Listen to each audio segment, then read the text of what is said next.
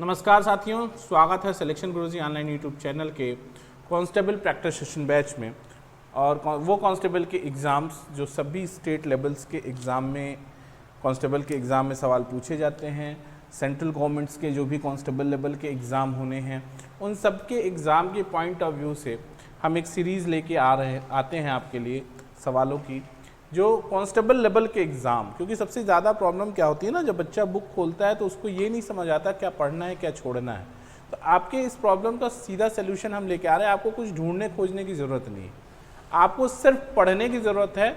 आपको आपके constable level के एग्ज़ाम के में किस तरह के क्वेश्चन आते हैं, मैथ्स हो गया, जीएस हो गया और रीजनिंग हो गया, ये तीनों सिलेक्शन गुरुजी पर सुबह 6 बजे, 7 बजे और 8 बजे चल रहे हैं।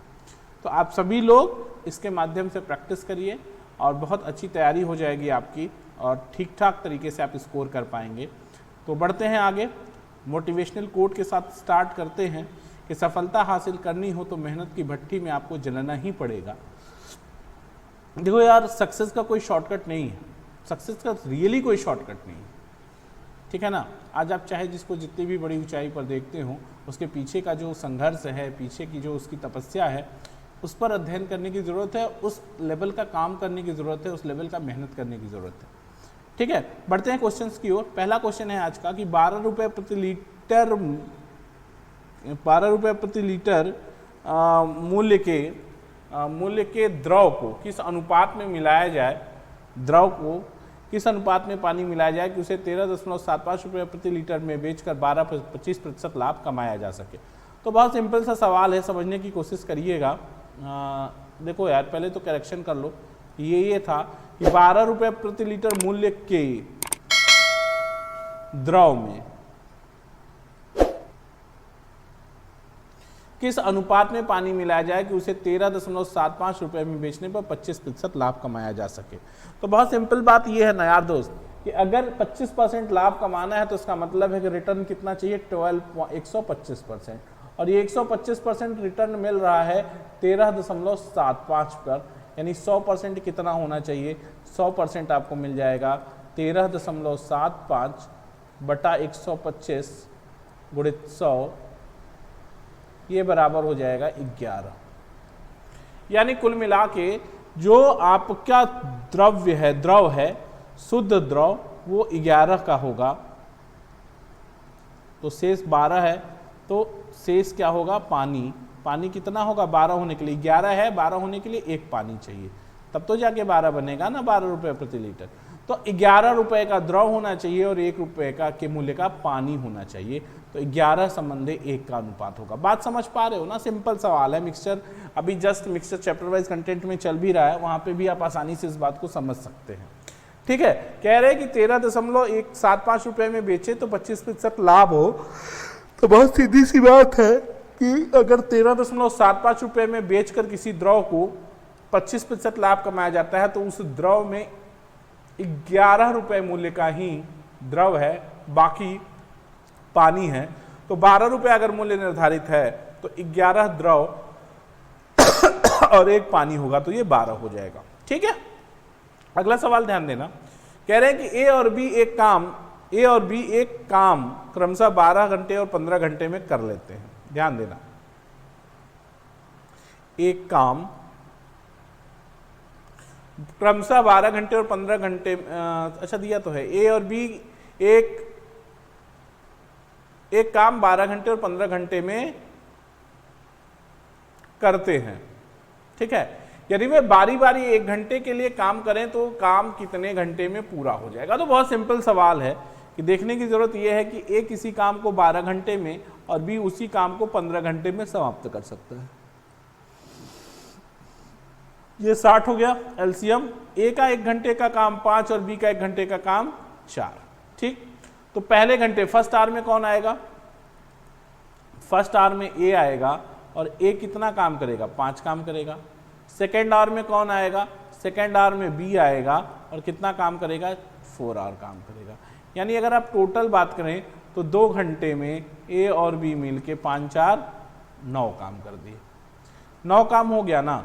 अब 9 × 5 = 45, 9 × 6 = 54, 2 से इधर 6 से इधर गुणा कर दो, 12 घंटे में 6 9 गुणे 6, 6 9 54 काम हो गया। अब आप 13वें घंटे में जब आप आएंगे तो 13वें घंटे में ए का नंबर रहेगा, ए का नंबर रहेगा और ए 5 काम करेगा। तो यानी आपके पास 13 घंटे में कितना काम हो गया? 13 घंटे में हो गया 59 काम। अब आप देखिए जब 14वें घंटे में आएंगे, 14वें घंटे में बी काम करेगा। तो बी काम करेगा तो कितना काम शेष है? एक ही काम शेष है और 1 घंटे में 4 काम कर सकता है, तो 1/4 काम शेष है, तो 1/4 घंटे में कर देगा। यानी 1/1 काम करने में कितना लेगा? 1/4 घंटा। यानी टोटल टाइम कितना कंज्यूम हो जाएगा? टोटल टाइम की बात आप करोगे अगर, तो टोटल टाइम 13 सही 1/4 घंटा। देखो 13 घंटे तक तो 59 काम हुआ, सीधा सीधा है ना। 1 घंटे में, पहले घंटे में ये आया 5 काम, दूसरे घंटे में बी आया 4 काम, यानी 2 घंटे में 9 काम हो गया। 6 से गुणा कर लोगे तो 12 घंटे में 54 काम, 13वें घंटे में 5 काम होगा 59 काम, यानी 13 घंटे में 59 काम। अब बचा कितना? 1 काम बचा, और बी आएगा 14वें घंटे में, और बी 1 घंटे में 4 काम कर सकता है, तो 1 काम करने में 1/4 घंटा लेगा, तो 13 सही 1/4 घंटे में काम पूरा हो जाएगा। अगला सवाल ध्यान देना, एक मशीन का मूल्य 9,000 रुपए है। यदि मूल्य ह्रास हो, प्रत्येक वर्ष के आरंभिक मूल्य का 10% हो। यदि मूल्य ह्रास हो और प्रत्येक वर्ष के आरंभिक मूल्य का 10% हो, तो 3 वर्ष बाद मशीन का मूल्य क्या होगा? सिंपल सवाल समझिए कि 9,000 रुपए की कोई मशीन आप खरीद के लाते हैं और पहले साल 10% डिस्पर्सन हो गया, फिर 10% हो गया, तो 90/100 बचा, 90/100 बचा और 90/100 बचा। इस तरह से 00 इसके 00 से ख़त्म कर लो, और ये 00 यहाँ से ख़त्म कर लो, और 9 9 81, 81 9 हो जाएगा तुम्हारा 6500। ठीक है, 9000 है, सॉरी 9000, ये गड़बड़ हो गया है, थोड़ा यहाँ से सही कर लेते हैं ना। ये 9000 है।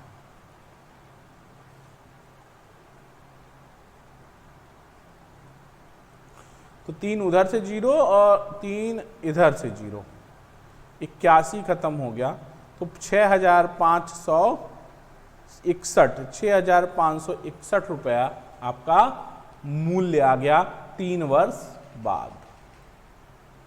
ठीक,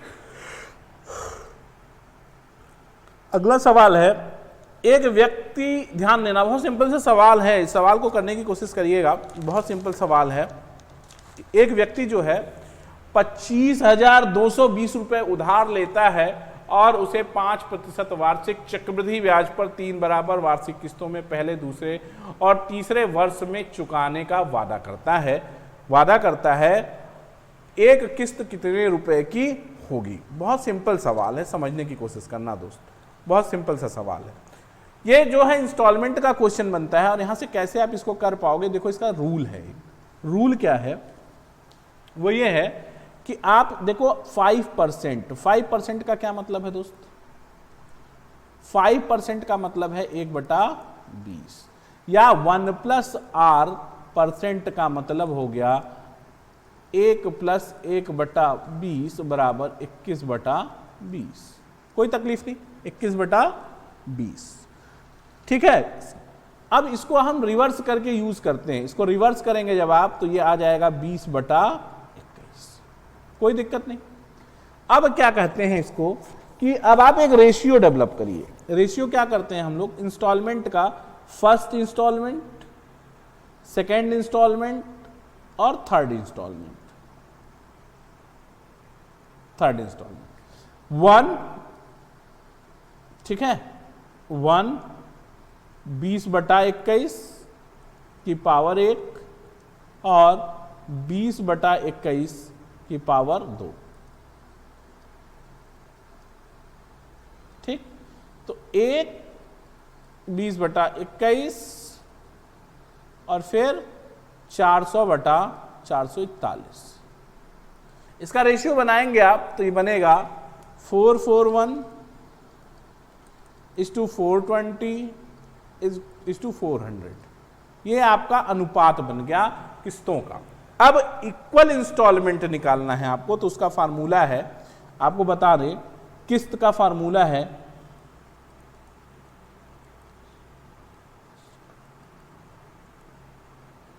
इंस्टॉलमेंट इज इक्वल टू होता है अमाउंट, जो राशि उधार ली है, गुणित बड़ा अनुपात बटा अनुपातों का योग,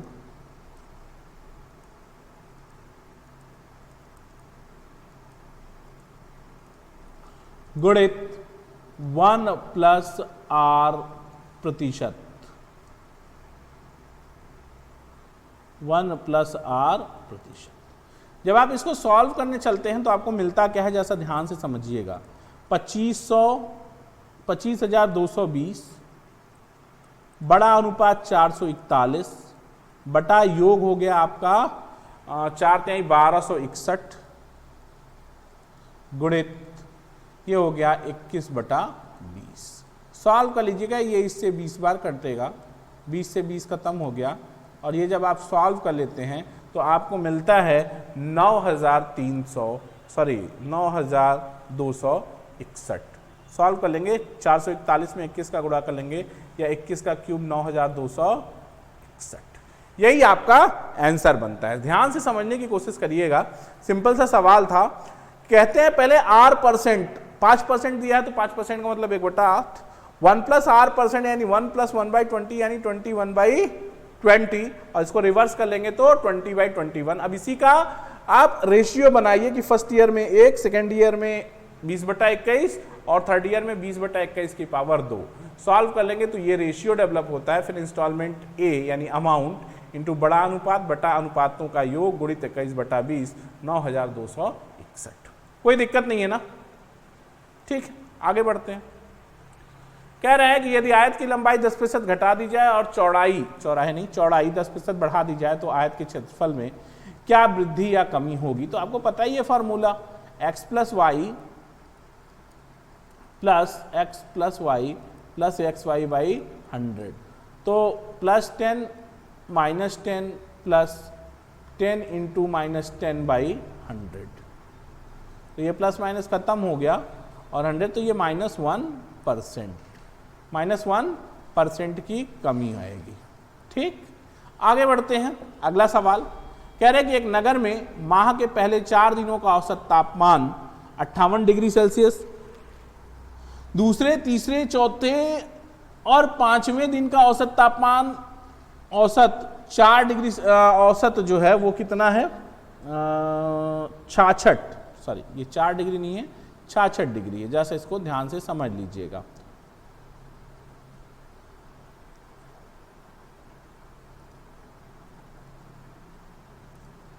ठीक है, ये 4 नहीं है, ये 66 है। ध्यान से 66 डिग्री सेल्सियस था। यदि चौथे और 5वें 4 और 5 दिन का तापमान 7 संबंधी 11 के अनुपात में है तो 5वें दिन का तापमान। देखो पहले क्या करते हैं, कह रहे हैं कि पहले 4 दिन, यानी मान लो पहला 4 दिन 1, 2, 3, 4 बराबर 58 गुणित 4, 4/32 की 2 हासिल 3, 4 पंजे 20, 3 23। कह रहे हैं दूसरे, तीसरे, चौथे और 5वें, दूसरा, तीसरा, चौथा और 5वां कितना है, 66 गुणित 4 बराबर 264। सॉल्व कर लीजिए, घटा लेंगे, 2 2 2 3 3 4 4 खत्म हो जाएगा, और 5 - 1 कितना आ जाएगा, 5 - 1 आ जाएगा 32। कह रहे हैं कि यदि 4 और 5,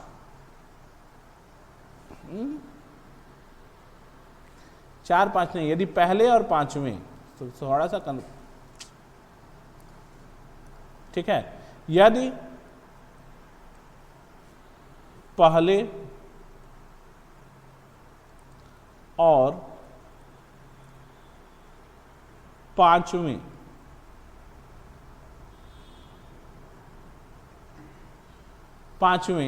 दिन का तापमान 7 संबंधी 11 के अनुपात में है, तो 5वें दिन का, देखिए अंतर यहां दे रहे हैं ना, 5 और 1 का अंतर क्या दे रहे हैं, 4, तो 4 भाग बराबर 32, 1 बराबर 8, तो 5वें दिन का तापमान क्या है, देखो क्या है, पहला फर्स्ट और 5 क्या औसत है, 7 अनुपात क्या है, 7 संबंधी 11, अंतर 4 का था, तो 4 बराबर 32, 1 बराबर 8, तो 5वां भाग क्या है,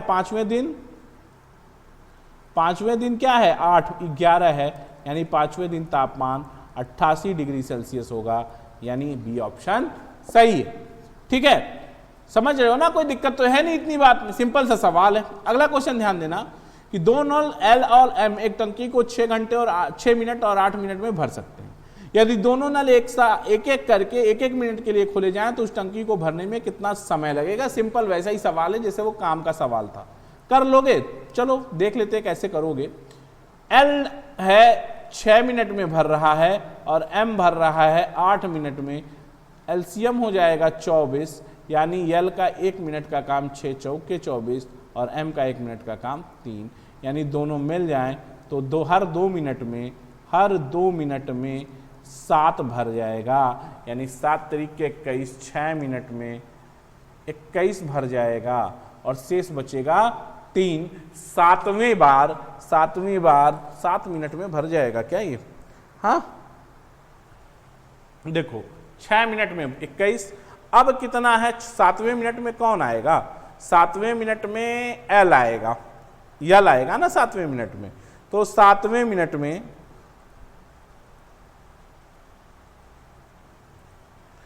यल को भरना कितना है, एल भर सकता है 1 मिनट में कितना, 1 मिनट में भर सकता है 4, भरना है 3, तो कितना समय लगेगा 3/4 मिनट। बात समझ रहे हो, 7 मिनट में तो 4 भरेगा लेकिन भरना 3 ही है, तो कितना समय लगेगा 3/4, यानी total time to consume to fill the tank is 6 whole minute और 3/4 minute taken by tap L in 7th minute. 3/4 minute, 7वें मिनट का 3/4 मिनट लगेगा। समझो 2 मिनट में 7 भाग भरा, 6 मिनट में 21 भाग भर जाएगा। क्लियर है, अब 3 ही भाग भरना है क्योंकि पूरा नल भरने में के लिए 24 धारिता चाहिए और एल 7वें मिनट में 4 भरेगा, तो 3 भरना है तो कितना समय लगेगा 3/4 मिनट, यानी 6 सही 3/4 मिनट। अगला देखना, कह रहे हैं कि 2 साइकिल आरोही किसी वृत्ताकार रास्ते पर एक स्थान से एक साथ विपरीत दिशाओं में क्रमानुसार 7 मीटर प्रति सेकंड और 8 मीटर प्रति सेकंड की रफ्तार से निकलते हैं। यदि उस वृत्त की परिधि 300 मीटर हो तो दोनों कितने सेकंड में पहली बार मिलेंगे। सिंपल सवाल है, समझने की कोशिश करना। देखो ये कोई वृत्ताकार पथ है, ठीक है। देखो ये कोई वृत्ताकार पथ है, यहां से क्या कर लिया, यहां से एक इधर दौड़ता है और एक इधर दौड़ता है, एक 8 मीटर पर सेकेंड और एक 7 मीटर पर सेकेंड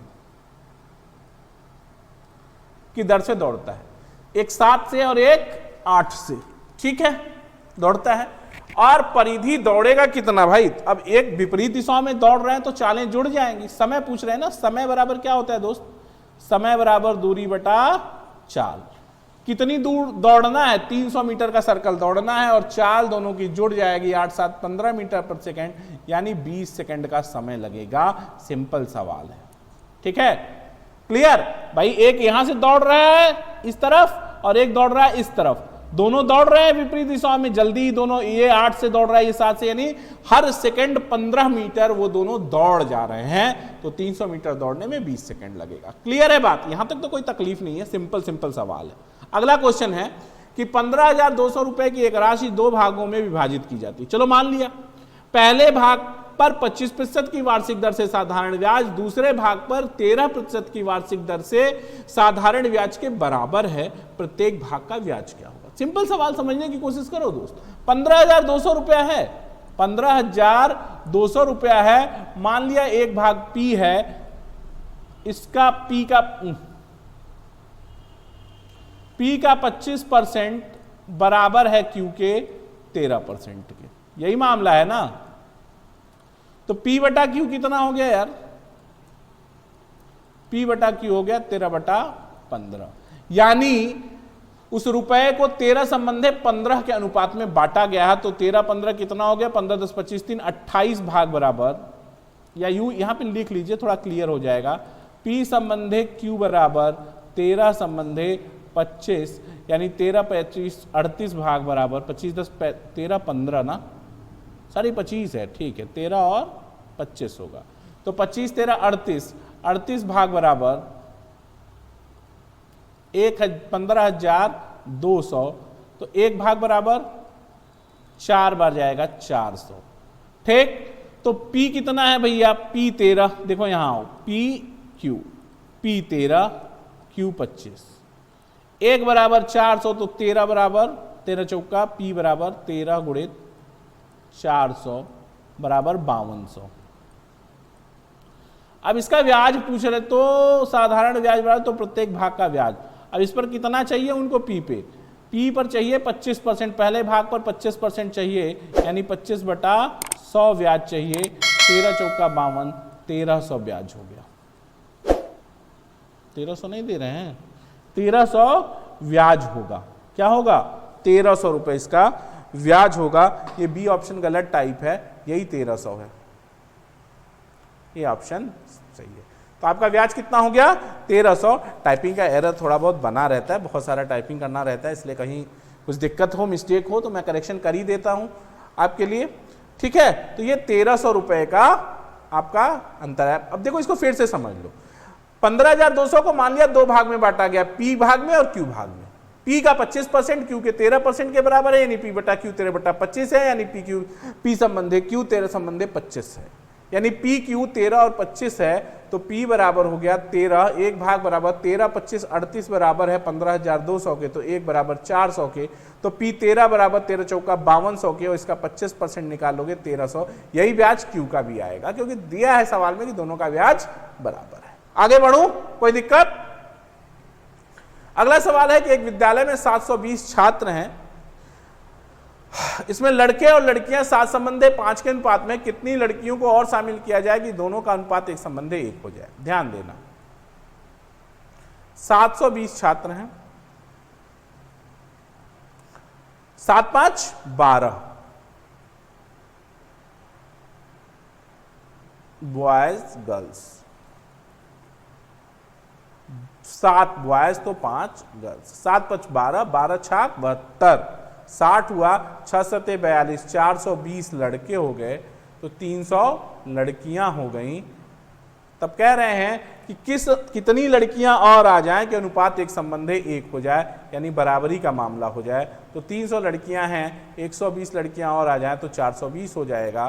तो 120 और लड़कियों को लाने की जरूरत है अनुपात को 1 संबंधे 1 करने के लिए। ठीक है, आगे बढ़ते हैं। अगला क्वेश्चन है कि एक वृत्त की परिधि और उसके व्यास का अंतर 60 सेंटीमीटर है, तो वृत्त की त्रिज्या क्या है? सिंपल सवाल है, समझने की कोशिश करिएगा।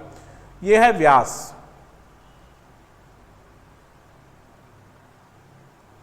एक वृत्त की परिधि है 2πr और व्यास है 2r, बराबर है 60 के। तो त्रिज्या पूछ रहे हैं r, 2r कॉमन ले लो, पाई का मतलब 22/7 माइनस 1 बराबर 60, 2 2 से खत्म 30, और यहां पे हो गया 15/7, क्या पूछ रहा था? त्रिज्या r बराबर 30, या 15 दूनी 30, 7 दूनी 14, r बराबर 14 सेंटीमीटर। कोई तकलीफ नहीं, कर लेंगे। अगला सवाल ध्यान देना कि क्रमवार छूट 10%, 10%, 10% के तुल्य एकमात्र कटौती क्या है? ठीक है, तो देखो 10%, 10%, 10% के तुल्य एक कटौती क्या है? तो पहला ऑप्शन है 30%, संभव ही नहीं है, 30% से कम ही होगा। दूसरा ऑप्शन है 10% हो नहीं सकता। तीसरा ऑप्शन इसमें गलत टाइप है, इसको सही कर लीजिए। तीसरा ऑप्शन दे रहे हैं ये कि ये 72 होगा। 72.9%, ये भी नहीं हो सकता। और तीसरा ऑप्शन ये भी, चौथा ये भी गलत लिखा है इसमें, 27.1%। अब देखो हीट एंड ट्रायल से ऑप्शन टिक कर दो। अगर क्रमवार छूट 10 10 10 10 है तो आंसर हमेशा 30% से कम आएगा। पहला ऑप्शन 30% है, हो नहीं सकता। दूसरा 10, इतना कम हो नहीं सकता। और तीसरा है 72.9, ये हो नहीं सकता। यही चौथा ऑप्शन 27.1 करेक्ट ऑप्शन है। हीट एंड ट्रायल से ऑप्शन से ही क्वेश्चन टिक हो जाएगा। अगला क्वेश्चन, यदि 7 के 3 लगातार गुणजों का योग 777 है तो सबसे छोटा गुणज। सिंपल सवाल समझने की कोशिश करिए।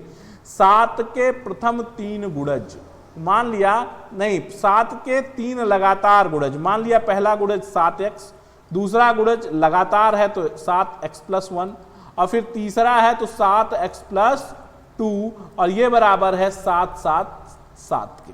7 कॉमन ले लो, 7 कॉमन हो गया तो x + x+1 + x+2 = 7 7 7, ये बराबर हो जाएगा 1 1 1, यानी 3x + 3 = 1 1 1, या 3x = 108, या x = 36। कह रहे हैं सबसे छोटा गुणज, तो सबसे छोटा गुणज 7x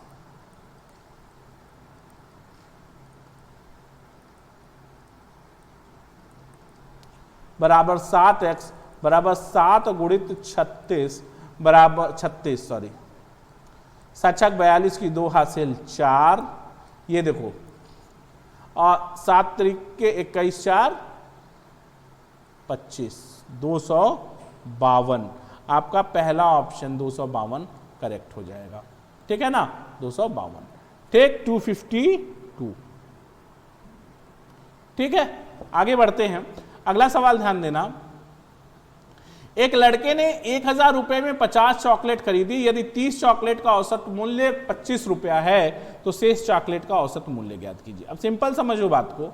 कह रहे हैं कि 30 चॉकलेट का औसत मूल्य 25 है, तो 30 चॉकलेट का कुल मूल्य 30 × 25 बराबर 750। तो शेष कितना हो गया? तो शेष बराबर हो गया 1000 - 750 बराबर 250, 250। और चॉकलेट 20 30 कैलकुलेट कर चुके हैं, तो 20 चॉकलेट का औसत मूल्य